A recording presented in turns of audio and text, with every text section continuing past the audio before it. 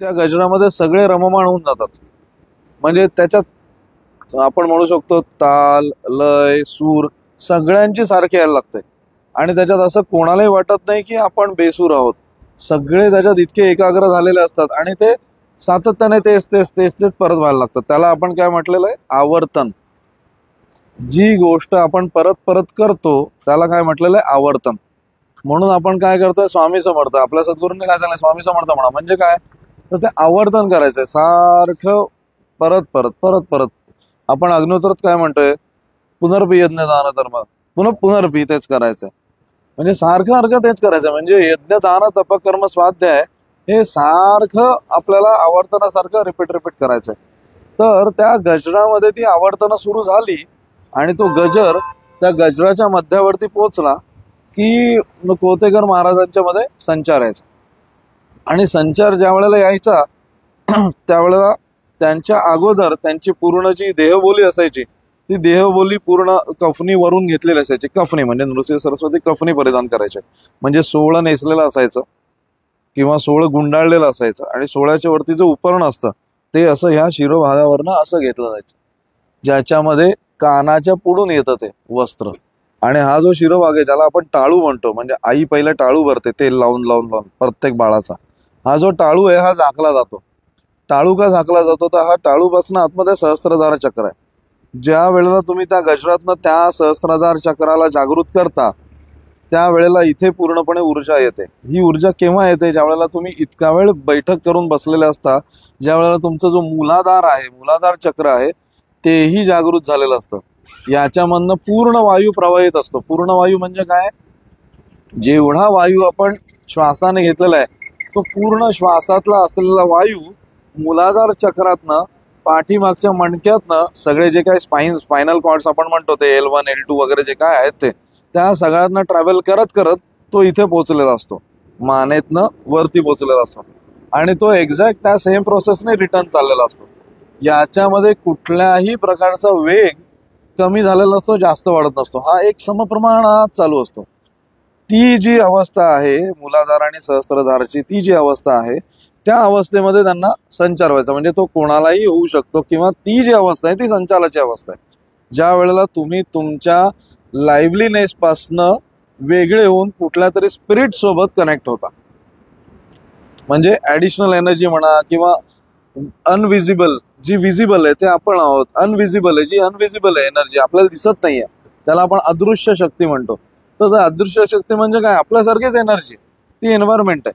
आता अणुरेणू सगळीकडे आहेत, सायन्स म्हणते अणुरेणू आहेत, पण आपण पकडू शकत नाही ना.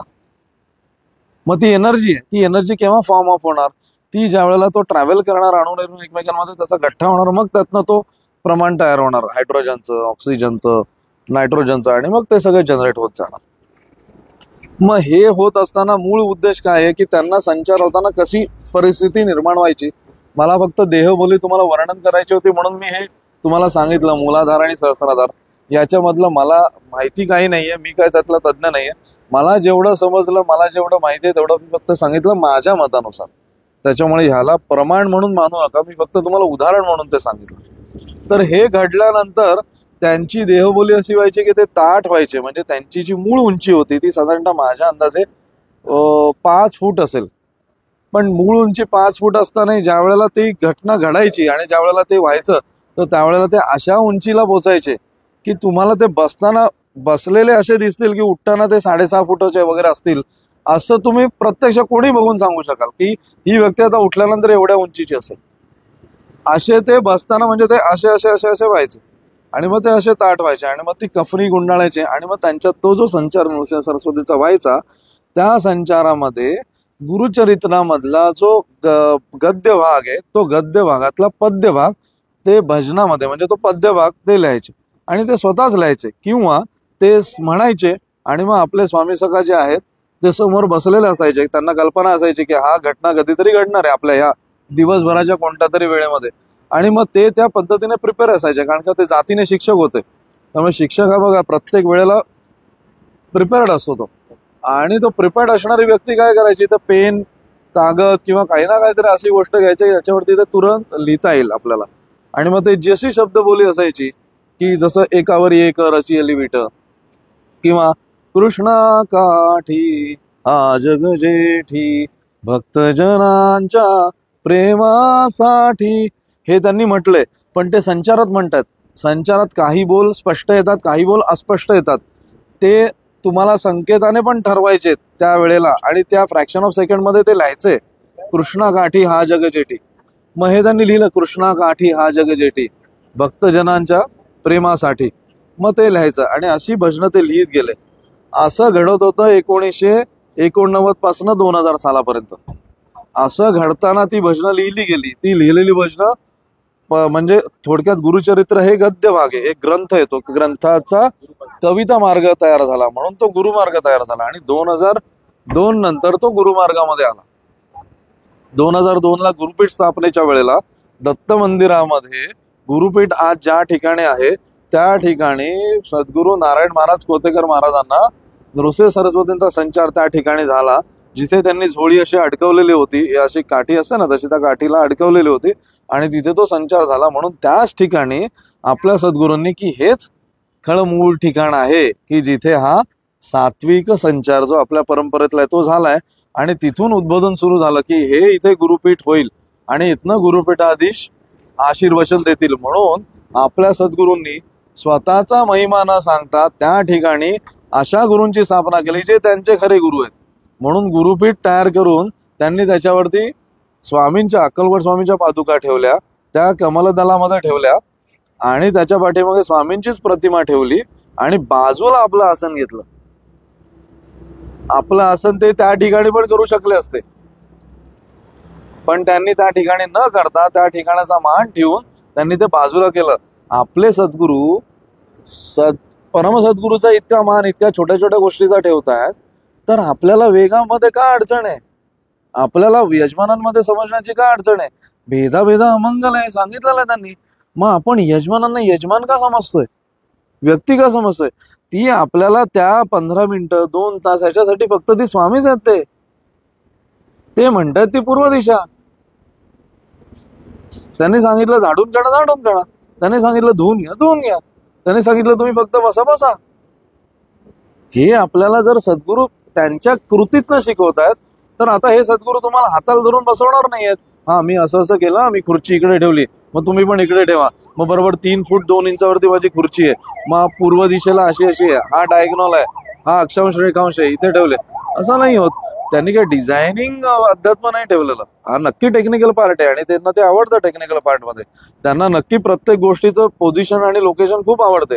म्हणजे थोडक्यात धरून चला, त्यांना इतकं आवडतं की कोण कसं बसेल, आसन कसं घ्यायचं, आसनावर तुम्ही कसं बसायचं, तुमचा चेहरा कसा असला पाहिजे, कुठे बघायचंय तुम्हाला, सद्गुरूंचा चेहरा कसा असला पाहिजे, हे सगळं ते बघतात. त्यांना टेक्निकल नोहाऊ बेस्ट आहे, आणि ते आपल्याकडनं पण बेस्ट बघतात.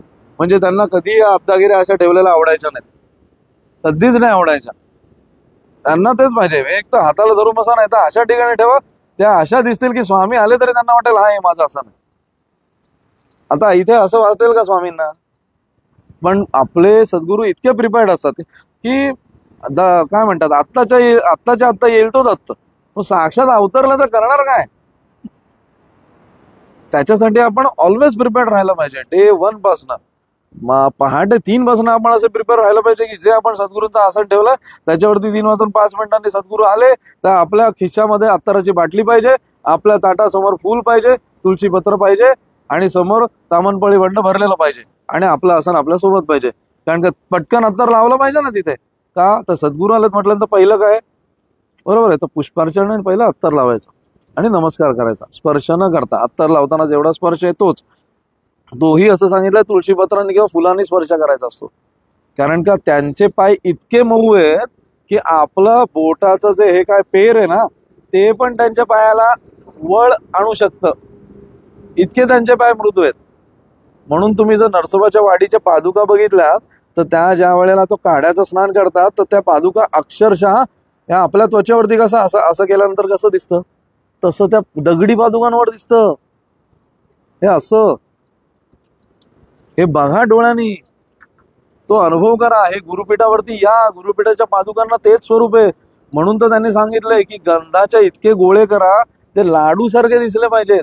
म्हणून गुरुपीठाचा फोटो नीट बघा, त्याच्यावरती ज्या पादुका ठेवल्यात गुरुपीठाच्या, त्या पादुकांना गंधाचे अक्षरशः लाडू ठेवलेत, बेसनाच्या लाडू सारखे गोळे गोळे गोळे.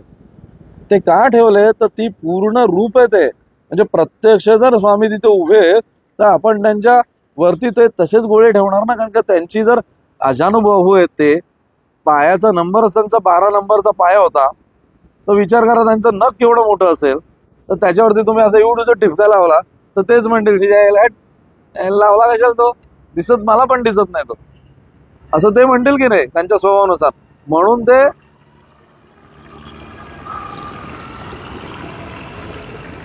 ते लाडू एवढे बनवायला सांगितले आपल्या सद्गुरूंनी. त्याच्यासाठी 2 तास ते फुकट का चंदन घिसपेर नंदन, फुकट का चंदन घिसपेर नंदन. आणि त्या 2 तासात सगळी आरती उपासना होते, मग गंधगोळी ठेवली जाते आणि मग फक्त एक आरती किंवा दुपारतीने आपल्याकडची गुरुपीठाची पूजा संपन्न होते.